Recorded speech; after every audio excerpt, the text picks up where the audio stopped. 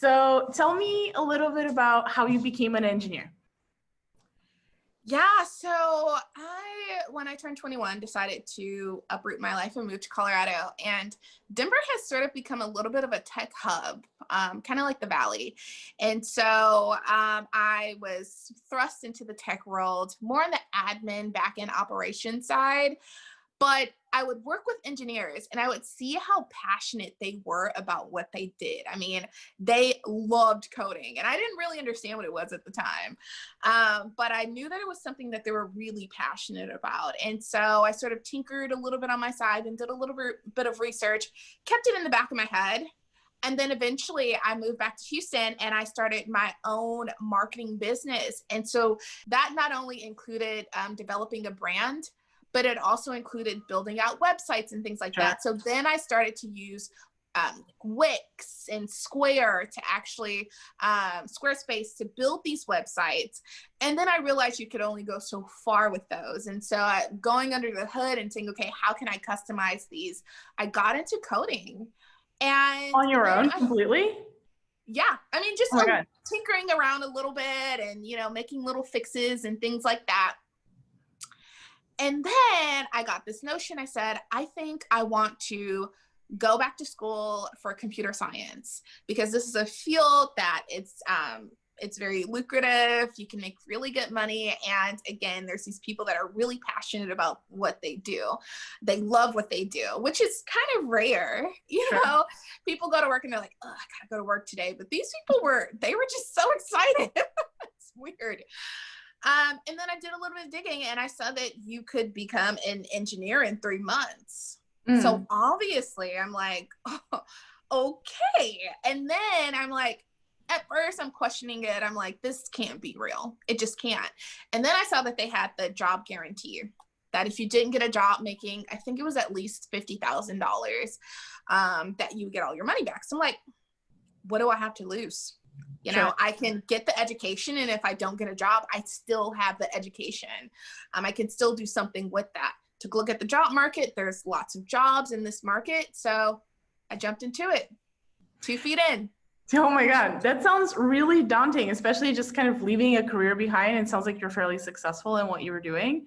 So tell me about how you went about choosing a boot camp, because there's a lot of options out there and a lot of folks might be considering a career change watching us now.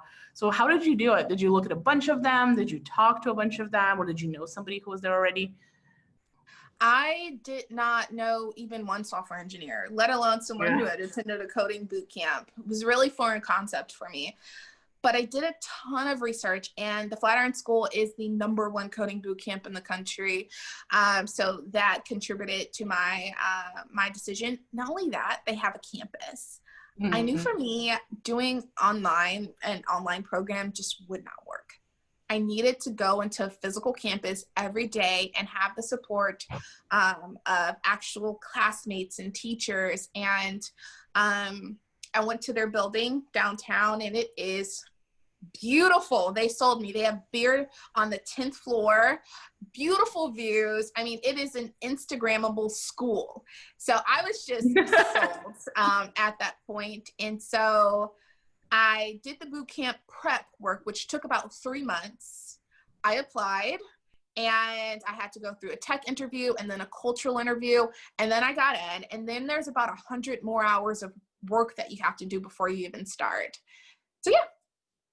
So what's it like day to day to be at a coding boot camp? Do they keep you busy the whole day, or do they leave you some time so you could have like a part-time job, or what is it actually like, the experience? It would be very hard to hold down a job. There was one guy who had a job in my cohort and he actually fell behind. He actually had to transfer to another cohort because he couldn't keep up. So it's a full-time program. I was coding about 70 hours a week between being at school where you'd go in, you typically have like a code challenge that you do with your team, which I love the idea that it was so collaborative. So you had specific people that they would sit you with every week and they would switch it around based on your abilities, and you come together in the morning, sort of get your brain going. I would typically go for their custom coffee that they had. I mean, it was just a really beautiful space. I cannot stress that enough. And let's see, from there, we'd go into class, we'd learn something for the day, and then we'd go ahead and then we would apply that knowledge and build something. That's awesome. And you got a job before you even graduated, which is like a huge testament to the program. Tell me about how that happened. So I think it definitely had a lot to do with my marketing background. I'll be honest with you. I also feel like I need to preface this and say that I dropped out of college. I think that's a big thing, right? Everything that I learned has been self-taught when it comes to marketing. And so I feel it's really important to say that, because a lot of people feel like, oh, well, can I do it out of high school? Or can I, I don't have a degree. Can I still do this? So that's like a small caveat. But my marketing background, I knew how to brand myself. And I knew that from the day that I started the coding bootcamp, I wanted to put it out to my initial network and let them know exactly what I was doing. So I would keep them posted on my journey. Hey y'all, I just started this really cool coding bootcamp. A week later, I just built this really cool new application. Look, and not make it super annoying, but people knew what I was doing. And so about a couple months into the program, I had a friend reach out and say, are you coding now? Or are you going to be looking for a job? And this was a friend I hadn't talked to in a very long time. And I said, yeah, I will be looking for a job. And she goes, well, my boyfriend's company or my husband's company is actually looking for a junior software engineer. And so this was during a finals week where things were super crazy trying to build out my final project. I had to prepare a resume, a technical resume, which is like a whole nother beast in and of itself. Sure. I had to do that in 24 hours because they're like, if you're going to apply, you need to apply now. And so I was doing that in 24 hours. I had an interview 2 days later, which you have to prepare for that. That's not something that should happen in 2 days during a finals week. But I stayed up day and night to prepare for that interview. And yeah, a couple days later, I found out I had the job right before graduation. Oh my God. And how did that feel? Were you like ridiculously excited, or did you expect it, just sort of knowing that you put all the work in your application? Oh no, I'm like, you know what, I'm just getting my feet wet. I'm telling myself, I'm like, don't expect much. This is your first interview. I had imposter syndrome like nobody's business. I'm like, these people would not want me. You just go through this whole like mental thing, right?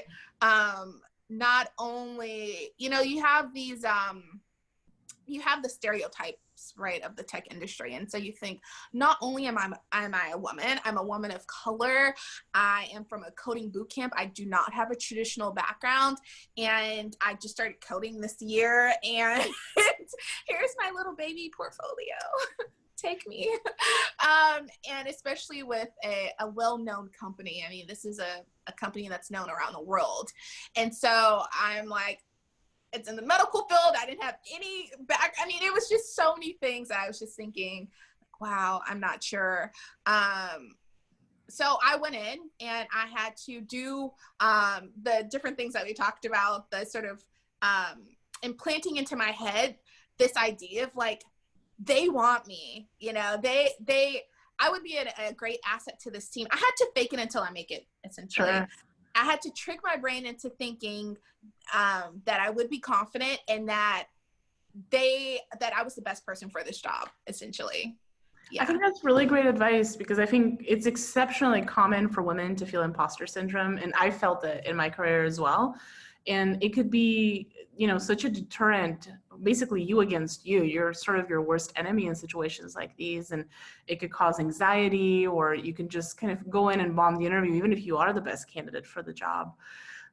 What are, outside of the things that you mentioned, which is kind of believing in yourself and really kind of pushing through, what are some things you think people can do proactively to avoid imposter syndrome? And what are things you wish maybe you knew in hindsight, kind of looking back on your experience? I think the best piece of advice that I can give is that everyone feels it. Even the senior principal software engineers, every single engineer has imposter syndrome at some point. And I think we're constantly feeling it. Because when it comes to technology, it's just, you can never know everything. So you're always going to not know something. I mean, I don't know that you could ever become an expert, like a true expert, when it comes to this industry. And the second you felt like an expert, something new would be out, right? Yeah. So I think really knowing that it's this idea of, I remember when they spoke, when people would tell you about how to get past like your fear of public speaking, imagine everyone in their underwear out into the audience. And so it's this idea of like, you're not intimidating because you feel imposter syndrome too. Sure. So that really helped me. And then just being as prepared as I could. That, and then also knowing what I brought to the table and what made me different. And I knew, and I worked with a career coach at Flatiron, and she told me, your personality is, make that shine, make that your thing, you know, that you have great communication skills. And so I think really taking a look at what sets you apart and how that can benefit the company and allowing that to shine. Because when you look at your traditional engineer, or your typical engineer, they may not have as much personality and not understand how to, I'm not going to say not understand how to communicate effectively, but they're just kind of like straight to the point, like no fillers, no anything.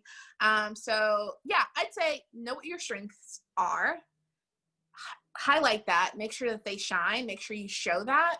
And yeah, that's how you can build your confidence.